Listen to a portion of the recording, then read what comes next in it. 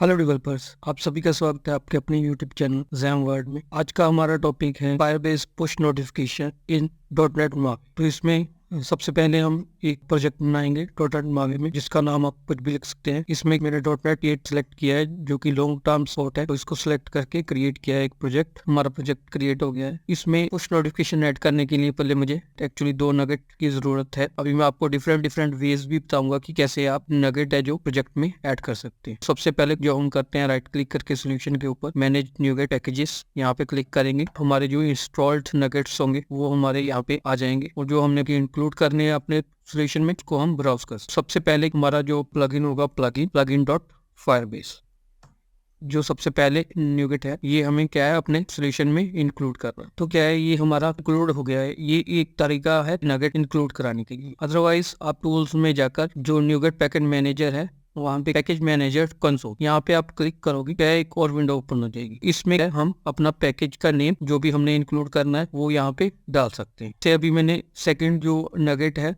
वो मैंने ऐड करना है plugin dot Firebase dot crash list. तो यहाँ पे ये लिखा डॉट नेट ऐड पैकेज और स्पेस देके जो भी पैकेज आपने डालना है इसमें वो यहाँ पे लिख दिया और एंटर, ये ऐड हो गया। को वेरीफाई करने के लिए अब यहाँ पे सोल्यूशन पे डबल क्लिक करोगे, सोल्यूशन फाइल जो CS प्रोजेक्ट है अपना वो ओपन हो जाएगी। तो नीचे जाएंगे, हमारा क्या है जो नगेट हमने ऐड किया था वो यहाँ पे ऐड हो गई, बट जो हमने पहले प्लगइन डॉट फायरबेस ऐड किया था वो यहाँ पे ऐड नहीं है। इसके लिए क्या करना पड़ेगा अपने को, यहाँ पे पैकेज का नाम, जो नगेट पैकेज होगा उसका नाम और उसका वर्जन 2.0.10 इसको सेव कर देंगे। आप यहाँ से चेक करोगे ये क्या है, इंस्टॉल होने लगते हैं। तो वेरीफाई करेंगे हम, ये देखो प्लगइन डॉट फायरबेस भी ऐड हो गया, plugin dot Firebase crash list ये भी ऐड हो गया, ठीक है ना। तो ये सभी प्रोजेक्ट्स में ऐड हो गया। बट अभी फायरबेस हमें एंड्रॉइड पे इम्प्लीमेंट कर रहा हूँ मैं अभी के लिए, बाकी जो प्रोजेक्ट्स है उसका रेफरेंस मैं हटा रहा हूँ। वैसे ये जो प्लगइन है वो एंड्रॉइड और iOS पे वर्क करता है, बट अभी के लिए मेरे पास iOS मैक नहीं है, तो इसीलिए मैं इसको रिमूव कर रहा हूँ। ये भी फाइल्स, ये भी सब कोड है जो मैं रिमूव कर दूंगा, क्योंकि विंडोज का कोई काम नहीं है। भी डिलीट हो गया। यहाँ पे भी मैं इस एंड्रॉइड का रेफरेंस रखूंगा, बाकी सब कोड दूसरे प्लेटफॉर्म्स के लिए कोड डिलीट। आपको ये करना है और फाइल सेव कर दे। सेव करने के बाद ये रीलोड का ऑप्शन आएगा, इसको आपको रीलोड कर देना है। जब आप रीलोड कर दोगे तो यहाँ पे आपको सिर्फ एंड्रॉइड का ही ऑप्शन दिखेगा, विंडोज का आता है बट हमें विंडोज चाहिए नहीं। और यहाँ पे भी आप डिपेंडेंसीज में भी देखोगे एंड्रॉइड की आएगी। तो ये दोनों फर्स्ट स्टेप है हमारा, ये कम्प्लीट हो गया है। अभी इसको क्या है, बिल्ड करके देखते हैं। चेक किया, यहाँ पे कुछ एरर आ रहा है। इसको रिमूव करने के लिए मैं आपको एक सोल्यूशन देता हूँ। पहले को इसको फोल्डर में ओपन कर लेना है इस सोल्यूशन को, एंड देन क्लोज कर लो इसको सोल्यूशन को अभी के लिए। फिर क्या है, इसका बिन और ऑब्जेक्ट फोल्डर रिमूव कर दो। उस एरर को रिमूव करने के लिए आपको फिर से ये प्रोजेक्ट फाइल ओपन करनी पड़ेगी। तो लास्ट में आप जब आओगे, इसको आप ये वाला कोड है जो पैकेज है xamarin.androidx.preference, ये क्या है हमें इस सोल्यूशन में, इस प्रोजेक्ट में इंक्लूड करना पड़ेगा। जैसे ही आप सेव करोगे, ये क्या है अपने आप ही हमारे प्रोजेक्ट में इंक्लूड होना स्टार्ट कर देगा, हमारे प्रोजेक्ट में ऐड हो गया। अभी दोबारा से एक बार फिर इसको क्लीन करके बिल्ड करके देख। पहले हमने क्लीन किया, क्लीन सक्सेसफुल, अभी बिल्ड करते हैं। ठीक है, वो एरर रिमूव हो गई है, बट ये किसी और आइकन की आई थिंक एरर। तो हम चेक करते हैं ये कहाँ पे आ रही है। प्लेटफॉर्म्स में जाके एंड्रॉयड में ये जो मैनिफेस्ट फाइल है यहाँ पे चेक करते हैं। तो जैसे कि आपने चेक किया, मैंने दोबारा से बिल्ड बनाया है इसको। ये जो आइकन है ये इशू दे रहा था, मैंने इसको एम्प्टी कर दिया। हमारा जो प्रोजेक्ट है वो सक्सेसफुली बिल्ड हो। ये सब डन है हमारा, जो कि हमने नगेट वगैरह ऐड करना था। अभी आते हैं फायरबेस इम्प्लीमेंटेशन की तरफ। तो हम चलते हैं फायरबेस प्लेटफॉर्म पे। के लिए URL है हमारा console.firebase.google.com।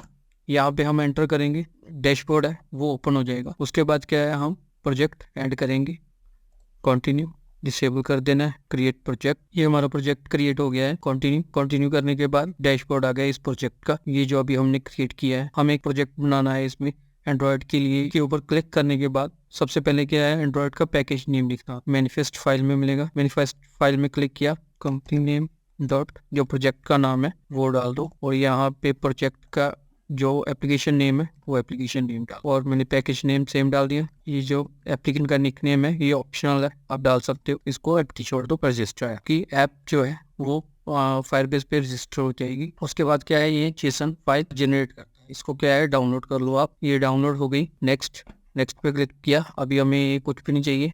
नेक्स्ट और continue to console. Android project बन गए हैं। इसके अभी के लिए हमें सिर्फ जेसन फाइल ही चाहिए थी, वो हमने क्रिएट कर ली है। इस जेसन फाइल को अभी क्या है, हम रूट डायरेक्टरी, तो यहाँ पे आप क्लिक करोगे प्रोजेक्ट पे और ऐड एक्सिस्टिंग आइटम। इस प्रोजेक्ट के रिगार्डिंग जो भी इंफॉर्मेशन है वो इसमें पड़ी होगी।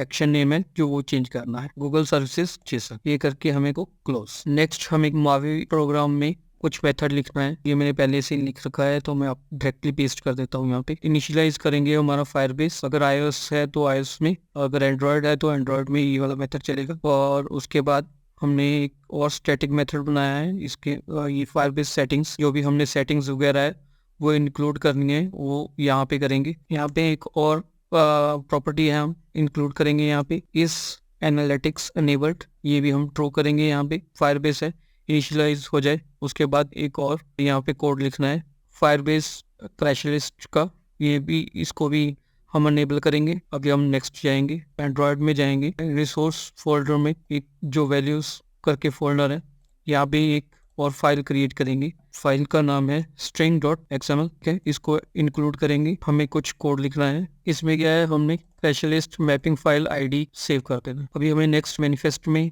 कोड लिखना है जिसके थ्रू पुश नोटिफिकेशन है हमें एंड्रॉयड में रिसीव हो सके। इसको ओपन विद करना है, बाय डिफॉल्ट मैनिफेस्ट एडिटर में ओपन हो जाएगा, बट हमें क्या है, कुछ कोड लिखना है तो हम XML एडिटर में ओपन करेंगे। इसमें क्या है, जो एप्लीकेशन ये जो टैग है इसके अंदर हमें रिसीव का ये जो कोड है वो लिखना पड़ेगा। मैं इस प्रोजेक्ट को गिटहब पे भी डाल दूंगा, डायरेक्टली कॉपी पेस्ट कर सकते हो, रिसीव करने के में हेल्प करेगा। सेव किया, अभी नेक्स्ट चलते हैं मेन एक्टिविटी में। तो उसका कोड भी मैंने लिख के रखा हुआ है, आपको सिर्फ खाली कॉपी पेस्ट करना है। ये चैनल्स क्रिएट है, इसमें जब जैसे ही क्रिएट करेंगे तो ये हैंडलर वगैरह इंक्लूड करना है, क्रिएट नोटिफिकेशन चैनल करना है, तब कोड रखा हुआ है। और आप ऐसे ही मतलब लिख सकते हो। अगर आपने अपने पुश नोटिफिकेशन के टाइम पे अगर आप चाहते हो कि कोई आपका लोगो वगैरह भी है, तो आप इसमें सोर्स में आप ड्राइवेबल फोल्डर डाल के उसमें अपना लोगो डाल के यहाँ से क्या है उसको सेट भी कर सकते हो, सेव कर सकते हो। नेक्स्ट चलते हैं। तो अभी हमारा प्लेटफॉर्म स्पेसिफिक जो भी कोड है